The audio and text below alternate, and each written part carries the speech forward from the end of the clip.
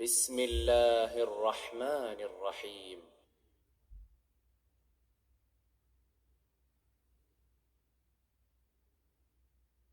يا أيها الذين آمنوا أنفقوا من طيبات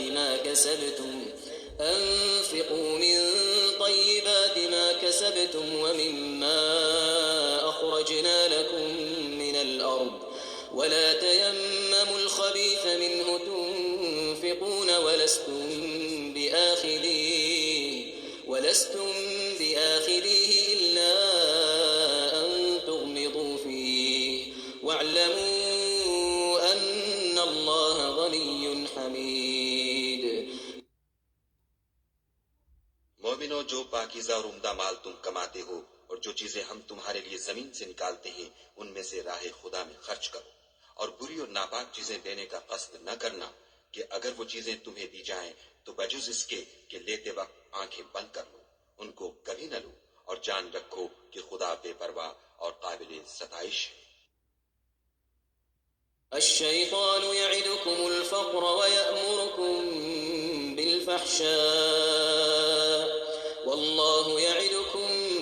مغفرة منه وفضلا والله واسع عليم. اور دیکھنا، شیطان کا کہا نہ ماننا، وہ تمہیں تنگ دستی کا خوف دلاتا اور بے حیائی کے کام کرنے کو کہتا ہے، اور خدا تم سے اپنی بخشش اور رحمت کا وعدہ کرتا ہے، اور خدا بڑی کشائش والا اور سب کچھ جاننے والا ہے. يؤتي الحكمة من يشاء ومن يؤت الحكمة فقد أوتي خيرا كثيرا وما يذكر إلا أولو الألباب. وہ جس کو چاہتا ہے دانائی بخشتا ہے، اور جس کو دانائی ملی بے شک اس کو بڑی نعمت ملی، اور نصیحت تو وہی لوگ قبول کرتے ہیں جو عقل مند ہیں. وما أنفقتم من نفقة أو نذرتم من نذر فإن الله يعلم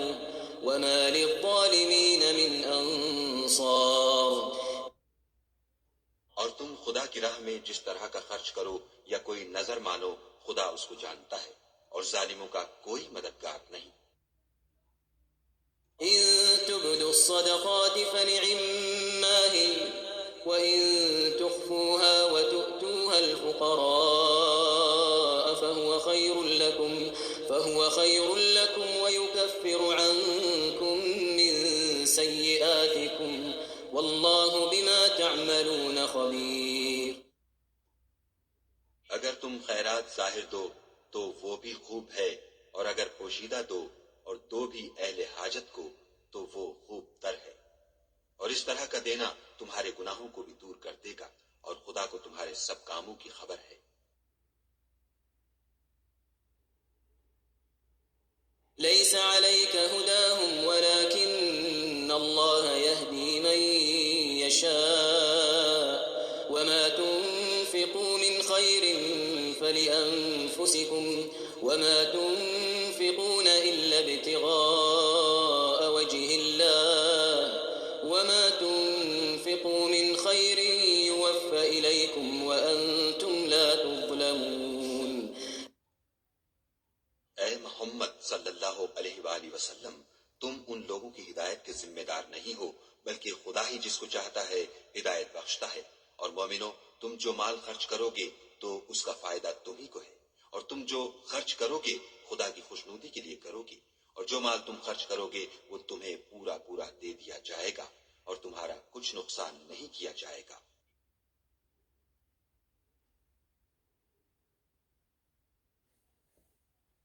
للفقراء الذين أحصروا في سبيل الله لا يستطيعون ضربا في الأرض يحسبهم الجاهل أغنياء من التعفف تعرفهم بسيماهم لا يسألون الناس إلحافا وما تنفقوا من خير فإن الله به عليم. اور ہاں، تم جو خرچ کرو گے تو ان حاجت مندوں کے لیے جو خدا کی راہ میں رکے بیٹھے ہیں، اور ملک میں کسی طرف جانے کی طاقت نہیں رکھتے اور مانگنے سے آر رکھتے ہیں، یہاں تک کہ نہ مانگنے کی وجہ سے ناواقف شخص ان کو غنی خیال کرتا ہے، اور تم قیافے سے ان کو صاف پہچان لو کہ حاجت مند ہیں، اور شرم کے سبب لوگوں سے منہ پھوڑ کر اور لپٹ کر نہیں مانگ سکتے، اور تم جو مال خرچ کرو گے کچھ شک نہیں کہ خدا اس کو جانتا ہے۔ الذين ينفقون أموالهم بالليل والنهار سرا وعلانية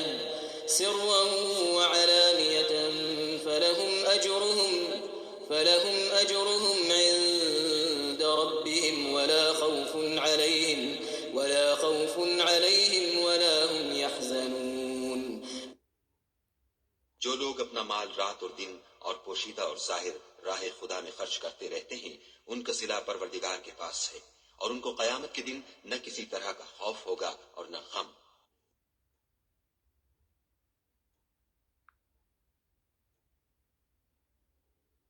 الذين يأكلون الربا لا يقومون إلا كما يقوم الذي يتخبطه الشيطان من المس،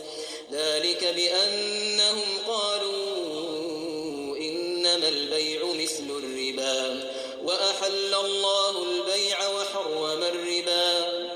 فمن جاءه موعظة من ربه فانتهى فله ما سلف وأمره إلى الله ومن عاد فأولئك أصحاب النار هم فيها خالدون۔ جو لوگ سود کھاتے ہیں وہ قبروں سے اس طرح حواس باختہ اٹھیں گے جیسے کسی کو جن نے لپٹ کر دیوانہ بنا دیا ہو، یہ اس لیے کہ وہ کہتے ہیں کہ سودا بیچنا بھی تو نفع کے لحاظ سے ویسا ہی ہے جیسے سود لینا، حالانکہ سودے کو خدا نے حلال کیا ہے اور سود کو حرام۔ تو جس شخص کے پاس خدا کی نصیحت پہنچی اور وہ سود لینے سے باز آ گیا تو جو پہلے ہو چکا وہ اس کا، اور قیامت میں اس کا معاملہ خدا کے سپرد، اور جو پھر لینے لگا تو ایسے لوگ دوزخی ہیں کہ ہمیشہ دوزخ میں جلتے رہیں گے۔ يمحق الله الربا ويربي الصدقات والله لا يحب كل كفار أثيم۔ خدا سود کو نابود یعنی بے برکت کرتا اور خیرات کی برکت کو بڑھاتا ہے، اور خدا کسی ناشکرے گناہگار کو دوست نہیں رکھتا۔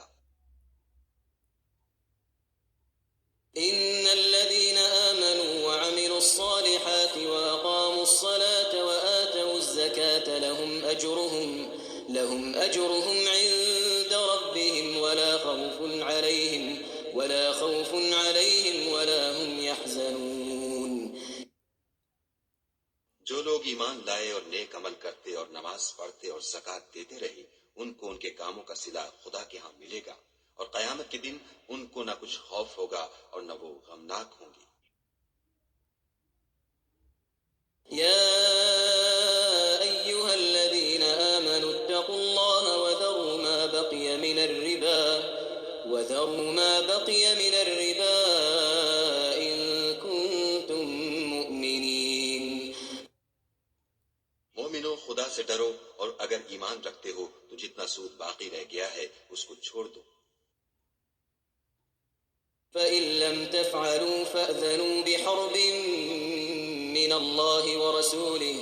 وإن تبتم فلكم رؤوس أموالكم لا تظلمون ولا تظلمون۔ اگر ایسا نہ کرو گے تو خبردار ہو جاؤ کہ تم خدا اور رسول سے جنگ کرنے کے لیے تیار ہوتے ہو، اور اگر توبہ کر لو گے اور سود چھوڑ دو گے تو تم کو اپنی اصلی رقم لینے کا حق ہے، جس میں نہ اوروں کا نقصان اور نہ تمہارا نقصان۔ وَإِن كَانَ ذُو عُسْرَةٍ فَنَظِرَةٌ إِلَى مَيْسَرَةٍ وَأَن تَصَدَّقُوا خَيْرٌ لَكُمْ إِن كُنتُمْ تعلمون۔ اور اگر قرض لینے والا تنگ دست ہو تو اسے کشائش کے حاصل ہونے تک مہلت دو، اور اگر زر قرض بخش دو تو وہ تمہارے لیے زیادہ اچھا ہے، بشرطے کہ سمجھو۔ واتقوا يوما ترجعون فيه إلى الله ثم توفى كل نفس ما كسبت ثم توفى كل نفس ما كسبت وهم لا يظلمون. اور اس دن سے ڈرو جب کہ تم خدا کے حضور میں لوٹ کر جاؤ گے اور ہر شخص اپنے اعمال کا پورا پورا بدلہ پائے گا اور کسی کو کچھ نقصان نہ ہوگا.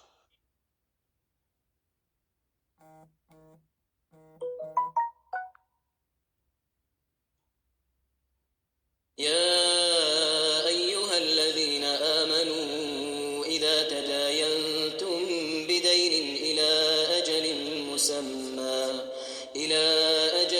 مسمى فاكتبوه وليكتب بينكم كاتب بالعدل ولا يأب كاتب أن يكتب كما علمه الله فليكتب وليملل الذي عليه الحق وليتق الله ربه ولا يبخس منه شيئا فإن كان الذي عليه الحق سفيها أو ضعيفا أو لا يستطيع أن يمل هو فليملل وليه بالعدل واستشهدوا شهيدين من رجالكم فإن لم يكونا رجلين فرجل وامرأتان ممن ترضون من الشهداء أن تضل إحداهما فتذكر إحداهما الأخرى ولا يأبى الشهداء إذا ما دعوا ولا تسأموا أن تكتبوه صغيرا أو كبيرا إلى أجله ذلكم أقسط عند الله وأقوم للشهادة وأدنى ألا ترتابوا إلا أن تكون تجارة حاضرة تديرونها بينكم فليس عليكم جناح ألا تكتبوها وأشهدوا إذا تبايعتم ولا يضار كاتب ولا شهيد وإن تفعلوا فإنه فسوق بكم واتقوا الله ويعلمكم الله والله بكل شيء عليم.